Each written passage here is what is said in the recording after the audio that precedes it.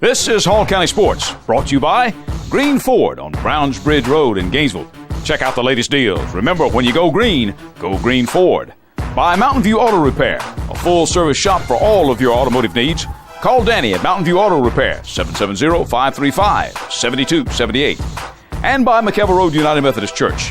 Visit us on McKelvey Road in Oakwood. With 3 worship services, Kids Town, and adult small groups, McKelvey Road United Methodist Church, dedicated to transforming the world through the good news of Jesus Christ.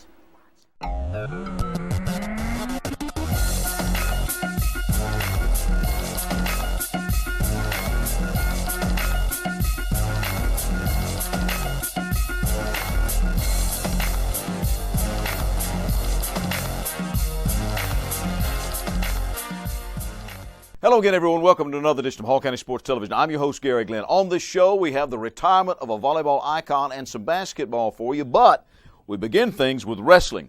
The traditional area meets were held this past weekend, and quite a few of our local guys are going on to wrestle at sectional meets with a chance to advance to the state tournament.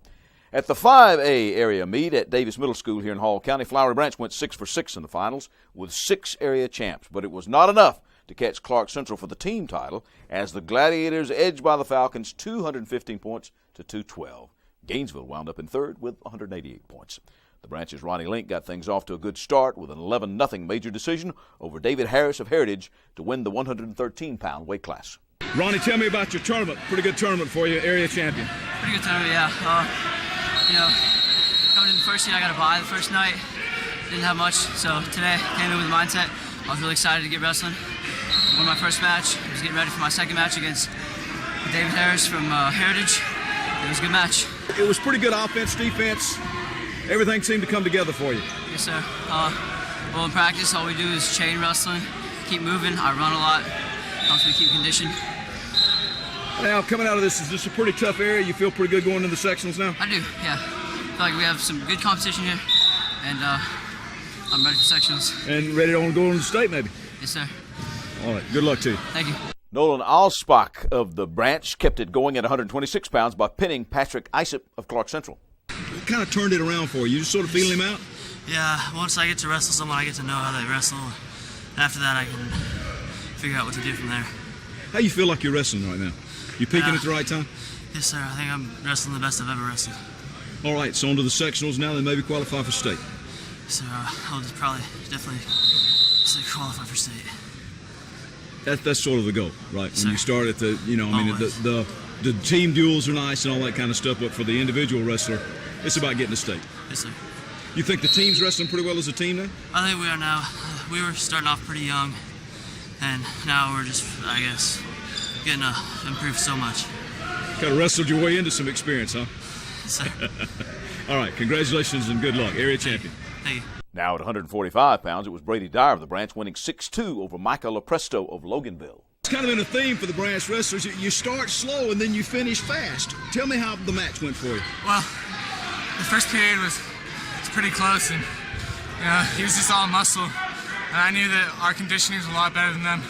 So I just got to push it to the close as I can until the last period, and I can take advantage from there. Have you wrestled him before? No, sir, it's the first time. So it's kind of a venture in the unknown, isn't it, huh? Yes, sir. It is. You just got to go in and wrestle your way. You can't take anything for granted. You wrestled a pretty tough schedule this year. Yes, sir. Even here in Hall County, the teams are pretty tough. Yes, sir. They've gotten a lot better. How has that prepared you for, area and sectionals and state? Well, our coach, he puts us in the toughest match no matter what weight class it is. If somebody's really good, then he's going to try his best to put us on them. So we're prepared for times like these. And you feel pretty good about it? Yes, sir. Zach Winter of the Branch survived a wild match with Hunter Hargis of Loganville to take a 23-12 major decision, but neither he nor his coach was particularly happy with the way that one went, other than the win, of course. That was a wild one. And have you wrestled this guy before? Yes, I have. Has it been this kind of a match? Last time I pinned him in the second period, so I was just sloppy match. No good excuse. Yeah, your coach was kind of in your face a little bit after the thing was over. Yeah. Well, and I guess maybe it was because at times you looked like you were on a pin, then at times you looked like you were going to get pinned. Right. How did you keep getting out of all that stuff? I just knew I was rolling in there because of laziness, kind of. So I knew I would be able to pop out. It's just It's not my day. But you still won, so that's something. I'm still glad I won, but I'm not satisfied with how I wrestled. Area champion, though, now you get to go on to the sectionals. Yes, sir. How you feel about your chances now at sectionals and state? I'm feeling pretty good at sectionals. Obviously, my goal is to win state, so I'm ready to go to sectionals and state. I'm ready for it. Well, what are you going to have to do to tune it up a little bit from what you did today, where you said you and the coach neither one satisfied? I'm probably going to have to go harder in practice, start running a little bit more, eating right, being smarter with my weight. All right, well, good luck to you. Appreciate it. Now, it was tight for the Falcons' Grant Simons at 182 pounds, but he got by Gainesville's Tristan Cantrell 4-2. Tell me about how the match went. You wrestled him before and you beat him before, so what does that do for you? He gave me a little confidence going into the match. He's a tough wrestler. He's doing good. He's tall and long, which is kind of hard to get my cradle, which is one of my go-to moves. So it was a good match. He wrestled good. I needed to pick up the pace a little bit, but I'll take the win. Yeah, and 4-2 to survive a close match like that's kind of a confidence booster in a way, isn't it? Yes, sir, a little bit.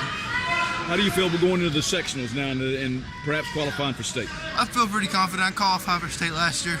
I got 4th in the state tournament. There's only 1 or 2 guys I know that are going to be tough matches. I don't really know about anybody else. But I'm looking forward to those tough matches. Now, next up, in what was probably the marquee match of the afternoon, it was a rematch for the Falcons' Devontae King at 195 pounds, who once again went up against his old nemesis Blake Mustard of Clark Central. Now, last season, King had beaten Mustard in overtime for the area championship. Mustard then beat him at the sectional meet, and then King beat Mustard at state.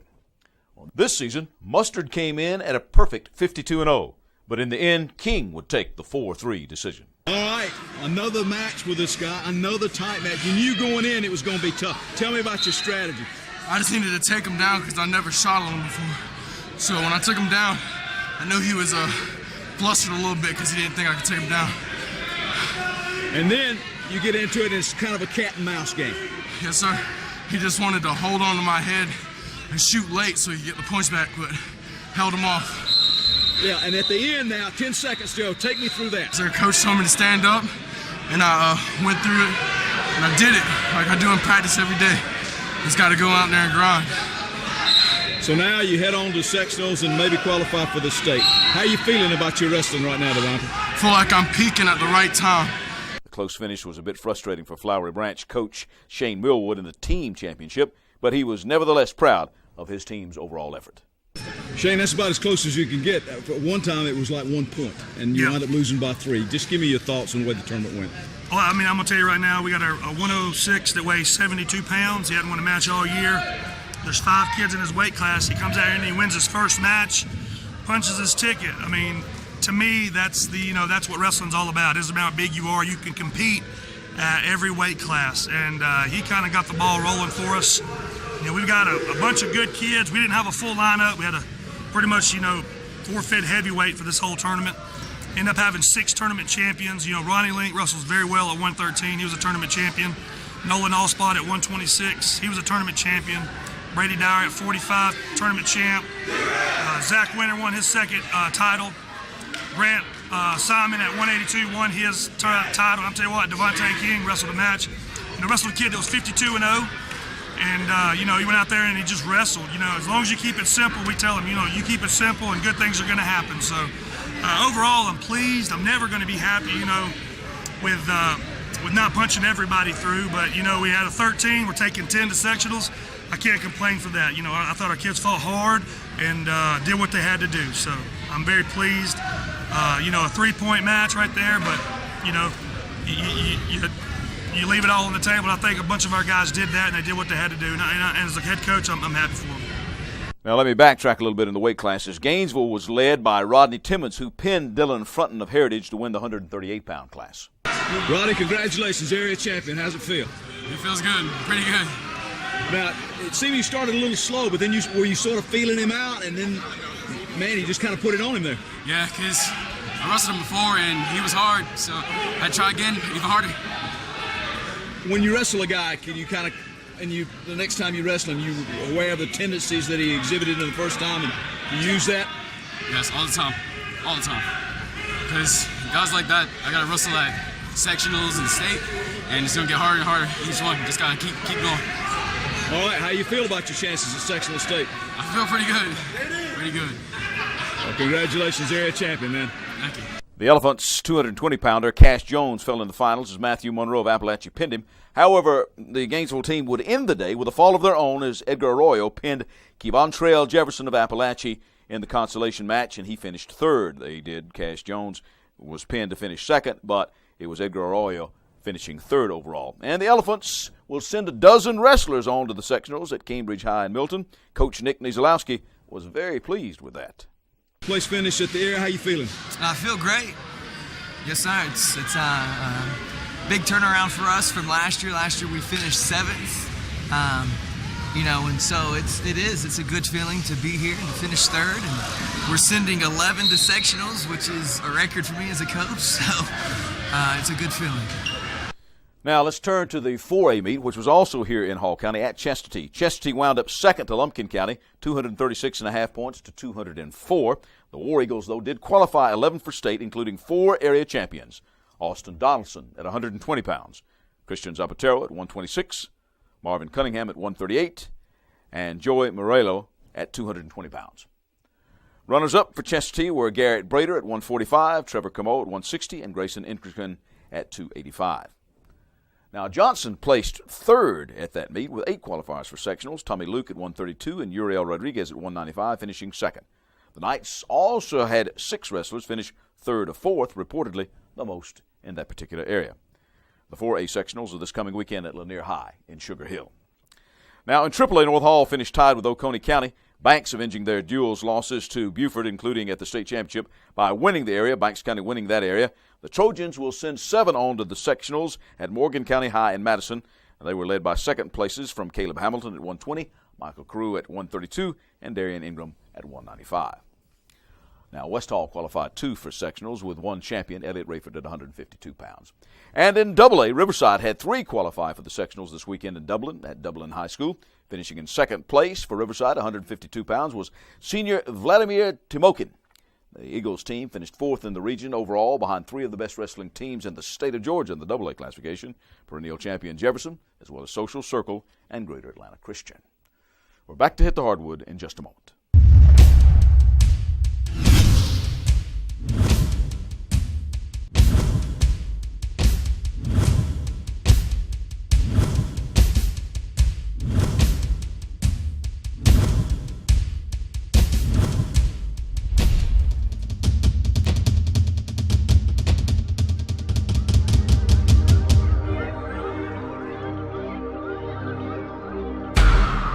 Welcome back, everybody. I'm Gary Glenn, and this is Hall County Sports. We turn to basketball for this segment, specifically the Gainesville boys basketball team. They stand at the beginning of the week, 13-9 overall, 6-7 in the region after a 67-52 win over Flowery Branch on the road. That was a big one for the Red Elephants. Luke Maddox with 24, Rodney Lackey with 15, leading the Crimson Pachyderms. And we bring to the show now an old friend of mine, Coach Benji Wood of the Gainesville boys basketball team. And Benji, now that you've got some games under your belt, have you wound up with the Red Elephants after a long stint at North Hall?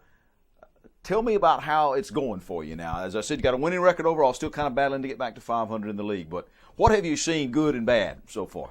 Well, our whole first year, we're trying to change the culture and instill the habits that we want instilled in the kids, and that's always tough. Whenever a coach goes anywhere the first year is always the toughest. Mm-hmm.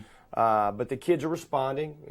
Like most teams in their first year, we've had a lot of ups and downs. It's been a roller coaster ride, but they're starting to understand what we expect of them, and we're playing a little better as a result of that. Well, Gainesville has always had athletes. There's no question about that. And now it's kind of, as you said, get them into your system. Plus, you got to get and always go deep in the football season. So that's a transitional phase right there too.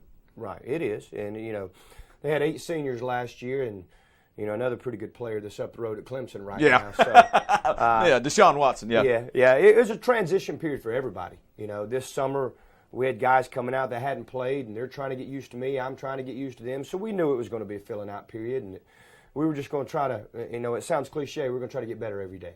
And our motto, everything we do is effort and attitude. We want guys to play as hard as they can and have a good attitude, and they're really starting to come around a little bit. So we're just going to keep working and let the chips fall where they may. Well, I've always said basketball, particularly in high school, you have like 3 or 4 different seasons. You have kind of like the preseason, right. And then you have what I call the preseason, which is you're playing tournaments and playing people that you don't normally play.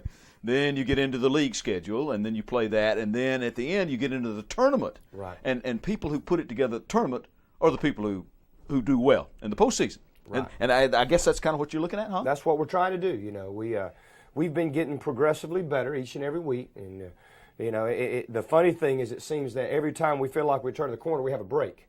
And when the snow hit last week, we were all worried because we didn't want to have a break. And then, you know, one of our players, Namdi Van Doem, is really playing well, and he got hurt. So we're hoping we can get him back for the tournament. Okay. Tell me this. I'm going to play a little fill in the blank with you. You know, right now we're pretty good at this, but in order for us to make a run in the tournament, we've got to get better at this. Oh, well, right now we're pretty good at playing defense. We have to do a better job of protecting the basketball. We have to do a better job protecting the basketball and rebounding.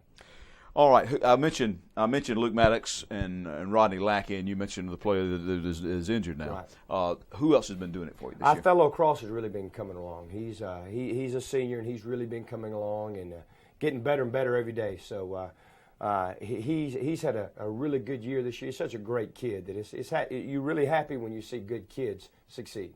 All right. Benji, thanks for coming in. Appreciate it very much. Good luck to the Red Elephants now the rest of the season and into the tournament. All right. Thanks, Gary. All right. Appreciate it. All right. That's Coach Benji Wood of the Gainesville Red Elephants. Now, as we mentioned, we've got a retirement. An icon is stepping down. That story when we return. Mountain View Auto Repair is your local full-service auto repair shop. Trusted with your vehicles for over 20 years, our experience will ensure that your vehicle will stay well-maintained year-round. You can trust our experts in everything from transmissions to brakes to engine repairs and oil changes. So visit owner Danny Hammock and his staff of professionals at 3365 Mountain View Road in Gainesville, or give them a call at 770-535-7278. That's Mountain View Auto Repair for your complete auto service. This program is also brought to you by Long Street Cafe, now with 2 locations in Gainesville, 1043 Riverside Terrace and 405 Pearl Nicks Parkway. Open for breakfast, lunch, and dinner, Monday through Saturday. Long Street's got the reputation for Gainesville's fastest drive-through and the best fried chicken you'll ever sink your teeth into, plus veggies, a full salad bar, and great desserts. Check today's menu at www.longstreetcafe.com. Call a friend and meet them for a hearty meal at Long Street Cafe, where they put the home in the cooking. We're back. I'm Gary Glenn, and this is Hall County Sports. Well, a few months ago, you heard him indicate it here on this show. Now he's made it official. West Hall High volleyball coach Joe Nelson will retire at the end of the current school year after coaching here in Georgia since 1995. In his career between North Carolina and our state, published stats show that Nelson won 430 matches, which is reportedly second highest among active coaches in Georgia, where his teams made 6 appearances in the state volleyball tournament, advancing with the Sweet 16 on 5 occasions. His teams were also area runners-up 5 times. Nelson came to Georgia in 95 to coach girls basketball at Havisham Central. When he asked about coaching volleyball, which he had done in North Carolina, he was told Georgia didn't offer high school volleyball.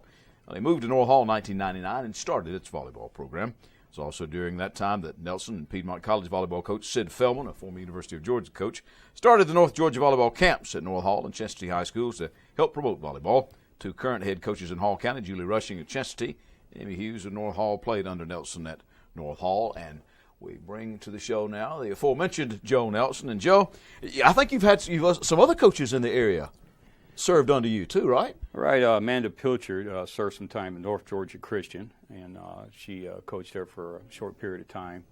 And some of the folks I've worked with over the past, Fernando Diaz has coached at North Georgia Christian. There have been some club teams that some of the coaches, Lake and Herford's now helping out with ProLink Attack over in the Forsyth area.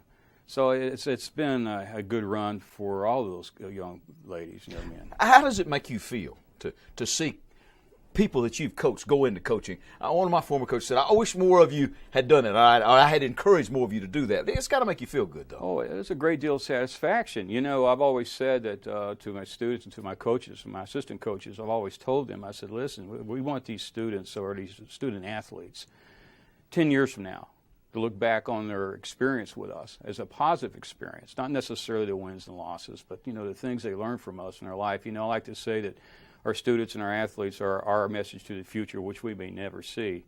And Susan and I have not been blessed with children, so these folks are our kids. And it is satisfaction knowing there's a legacy left behind, and that there will be a network from this from now on. Well, in addition to that, though, there have got to be some things that stand out in your mind. I mentioned all these state tournament appearances and things like that. What do you say, well, I'll never forget this, or, well, that was something that I'll always keep in the back of my mind somewhere when you think about your career in coaching? Oh, you think about the young people who've played for you and some of the things, the positive effects they've had on me and on them, the blessings that I've had. You remember some particular wins and losses, all from my time in basketball and volleyball in North Carolina and all the here. So, if we could, we'd just speak about Georgia because that's where I'm in right here. Yeah. So I can remember a couple of wins with the North Hall team. I can remember beating Johnson when they were ranked 5th in the state when there was only 90 schools playing volleyball, and with a second-year team, knocking off the number 3 team in the state of the Coney Central, which Emily Lawson, Emily Hughes, and Julie Mills, and now Julie Rushing played on. We knocked off the number 3 team in the state. They were 33-3. Those things stand out, the camaraderie amongst the parents and you and the booster club, and just the pride that comes with belonging to something of success. Tell me about starting up. Now, when you came and wanted to start up volleyball, and were you kind of amazed that they didn't have high school volleyball? I was totally shocked. In North Carolina, we've had volleyball since the 70s, Alabama, and most of the states around here. When I came to coach basketball at Habersham Central, I asked the then AD and the late Larry Black about volleyball, and he said they didn't have that in the state of Georgia. Well, they did, but most of it was concentrated in Atlanta with the private schools and down in Savannah. And I was in between jobs, and I'd like to set that a little bit straight. It's not totally correct. In 97 and 98, I went over, and I was kind of like their sub-choice, and Jim Brackett then was the athletic director, and I was his sub-choice, and I talked him into initiating the program. I didn't coach it the first year. I taught at West Hall Middle, but someone else did. But she left, and then I was given the opportunity to run the program. And from that program, me and Sid started a volleyball camp up at North Hall. And from that particular, there must have been about 800 girls that came through that program from all over Northeast Georgia and North Georgia. And a lot of the programs today is because of that particular camp. Now, you see, I know Sid Philman. He and I go back to the University of Georgia together when I was in Athens over there. He's got to be some mixed emotions, though, about finally deciding, making it official and hanging it up. Yeah, it is. I'll miss it. I know this past weekend I was down watching Kelsey Jones play with ProLink down at the what they call the Icebreaker. She's on a national club team. And I'm going to miss the camaraderie with the coaches and the students and the kids and the excitement you have when you walk in that gym. But I also know there comes a time when we need to let the younger generation take hold so they can grow. And, I am going to miss it. Okay. Well, are you leaving whoever your replacement is, some talent behind there now, Coach? Well, let me tell you what situation. I went down the other day. I was talking to someone about, I'm still doing the schedule for next year, and we were talking about senior night, and they reminded me, Joe, you don't have any seniors next year. So basically we had 4 seniors last year. Kelsey was, the star of the group. I had Emily Granger was also a returning starter. The other 2 I had, and Kendall Corson and Olivia Davis, were backup players the year before. So, the experience wasn't as good as the other 2. But the rest of them were all sophomores. So there will be no seniors next year in the West Hall volleyball program, whoever takes over. I think they're going to have a great tenure. Whoever takes over from there will do well because they have 2 years with these young ladies, and most of them are playing club ball more than they ever have. I would like to mention some other things, the remembrances I have with the West Hall volleyball program. Sure. I didn't get to mention. The first year I took them over, they were very down, in their coaching, in their playing self-esteem, and our goal that year was to raise that self-esteem level. And not only we did that, we almost knocked off Flowery Branch that year at the end of the season. And the next year we made state, and I'll never forget when we beat North Hall to get into my old alma mater from where I started, get into the state for the first time. And then the second year, the third year, I said we set a school record at the 35-8. And as far as I know, that's the best record in volleyball that's been in this area. And I could be corrected, but I don't think there has been. All right. All right, got to ask you, what you going to do after you retire at the end of the year? I'm going to travel. I have a trip to Iceland and Norway. My wife and I are going to go to the Baltic. I'm going to do some hiking. I have a plan to hike down the Appalachian Trail, maybe go down to South America. And, of course, I've been an avid cyclist and a paddler for years. I'll probably delve in that. we may just take next semester off and just do some of that. But you'll probably see me on the stand and officiating again, and maybe do some club volleyball. And who knows if University of Georgia calls? You never know. Never know. Or something like that. Maybe some local college. I might dive into that. But I'm looking forward to retirement. 38 years is a long time to be, in education, and I'm certainly going to miss all the folks that's had an effect on me. It's been very positive. Scott Justice and Greg Williams, I want to particularly thank them for helping me, with the program down at the high school. I think they were great administrators, and I will always be in their debt for the opportunity. And to all the young ladies and parents that have been involved with the program that I've been associated with, it's been a very positive experience. And not many coaches get to go out on a positive experience like this. Normally they're either getting fired or they're having parent issues. Mm-hmm. But I like retiring on this issue. This past season was, we knew it was going to be a challenge. We started out in 4-10, ended up 20-15. So I was real happy with that situation. So were the kids. So everybody's happy. All right. That's what you want. Yeah. All right, Joe. All right. Thank you for coming in, and Right. good luck to you in your retirement. All right, Joe Nelson of West Hall Volleyball. We wish him well in his retirement. I'm back to wrap it up in just a moment. Proper maintenance is vital to the life of your car. Let the experts at Mountain View Auto Repair take care of all your vehicle needs. Owner Danny Hammock has over 50 years of experience in the automotive business and has earned a reputation of being honest and fair with his customers. We try to treat everybody like I want to be treated. That works out pretty good, and try to keep the price as low as possible to keep people coming in and give them a good price for their money. We do whatever turns up on a car, any kind of work, any kind of car, just it don't really matter. We do it all. People say, when you going to quit and retire? I say, probably never. As long as the Lord let me work, I'll probably be here working. I've been trading with Danny at Mountain View Auto Repair for about 20 years. I've always been very happy with his work. It's very easy for me to talk with him. He doesn't talk down to me. He explains it in a manner that I can understand. Most of my customers are like friends here. I've known them so long, and I count them as most all of them as friends to me. Remember, when you want honest, reliable service, put Mountain View Auto Repair under your hood.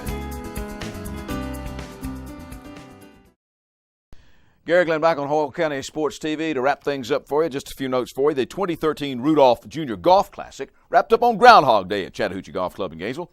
It was held this past weekend, postponed by the December rains. The overall champion and winner of the 16-18 age division was Gainesville's Red Elephant, Jackson Bishop. Bishop fired a second-round 75 to finish at 146 total. North Hall's Hunter Young was in the hunt all day, also shooting 75 on the last day, but he fell 2 shots shy with a 148 total. Red Elephant Grant Lassiter charged up the leaderboard with the second day 73 for a 153 total, and that left him alone in third place. Eric Forberg had a strong second round of 74 for a 154 total to overtake first-round leader Blake Parkman and win the 10-13 age division by 5 shots over Parkman. While in the 14-15 age division, Christian Payne posted a second-round 81 for a 163 total to hold off Gainesville's Drew Lester, who also shot 81, finishing second by 3 strokes. Now, Trojan Bartley Forrester had the comeback round of the day with a 78 to finish third with a 173. Speaking of golf, the McKellar Road United Methodist Men's Annual Golf Tournament will be contested this year, April 19th, at Moss Creek near Cleveland once again. Now, people who played in this one really like it. Lots of food, prizes, and goodie bags, and it's only $200 a team. Call Lloyd Smee at 770-967-3206 if you're interested. Proceeds will benefit the missions of the United Methodist Men. And Lakeview's Samantha Simonton has claimed a state title in shooting. Sam won the Georgia Independent School Association's Ladies General Division Clay Target Championship with a 224 out of a possible 300 in the various target categories. That happened in December in Savannah. Congratulations to you, Sam. And our thanks to the Times and Access North Georgia for some of the information on this show. Now, our next show is scheduled to be the FCA's National Signing Day from Long Street Cafe. We'll take a break from our usual format and cover that for our local youngsters. Until next time, I'm Gary Glenn, Hall County Sports. Hall County Sports is brought to you in part by Green Ford on Browns Bridge Road in Gainesville. Check out the latest deals. And remember, when you go Green Ford. By Mountain View Auto Repair, a full-service shop for all of your automotive needs. Call Danny at Mountain View Auto Repair at 770-535-7278. And by McKellar Road United Methodist Church. Visit us on McKellar Road in Oakwood. With 3 worship services every Sunday morning, Kids Town and adult small groups, McEver Road United Methodist Church is dedicated to transforming the world through the good news of Jesus Christ.